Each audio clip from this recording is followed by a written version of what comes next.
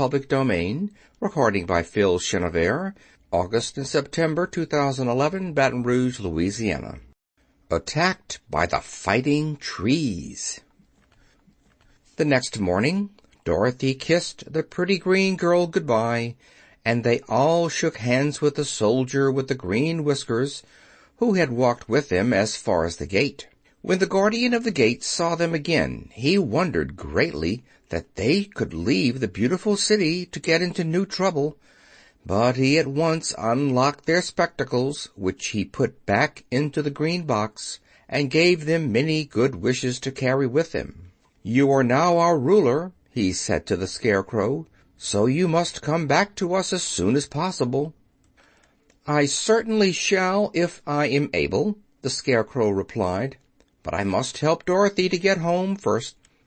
As Dorothy bade the good-natured guardian a last farewell, she said, "I have been very kindly treated in your lovely city, and everyone has been good to me. I cannot tell you how grateful I am."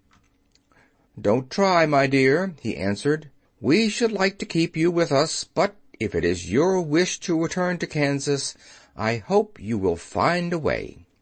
He then opened the gate of the outer wall, and they walked forth and started upon their journey. The sun shone brightly as our friends turned their faces toward the land of the South. They were all in the best of spirits, and laughed and chatted together. Dorothy was once more filled with the hope of getting home, and the Scarecrow and the Tin Woodman were glad to be of use to her. As for the Lion, he sniffed the fresh air with delight, and whisked his tail from side to side in pure joy at being in the country again, while Toto ran around them and chased the moths and butterflies, barking merrily all the time. "City life does not agree with me at all," remarked the Lion, as they walked along at a brisk pace. "I have lost much flesh since I lived there, and now I am anxious for a chance to show the other beasts how courageous I have grown." They now turned and took a last look at the Emerald City. All they could see was a mass of towers and steeples behind the green walls, and high up above everything the spires and dome of the Palace of Oz. "Oz was not such a bad wizard, after all," said the Tin Woodman, as he felt his heart rattling around in his breast. "He knew how to give me brains, and very good brains, too," said the Scarecrow. "If Oz had taken a dose of the same courage he gave me," added the Lion, "he would have been a brave man." Dorothy said nothing. Oz had not kept the promise he made her, but he had done his best, so she forgave him.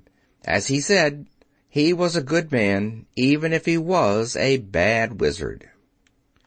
The first day's journey was through the green fields and bright flowers that stretched about the Emerald City on every side. They slept that night on the grass with nothing but the stars over them, and they rested very well indeed. In the morning they traveled on until they came to a thick wood. There was no way of going around it, for it seemed to extend to the right and left as far as they could see, and besides, they did not dare change the direction of their journey for fear of getting lost. So they looked for the place where it would be easiest to get into the forest. The Scarecrow, who was in the lead, finally discovered a big tree with such wide-spreading branches that there was room for the party to pass underneath.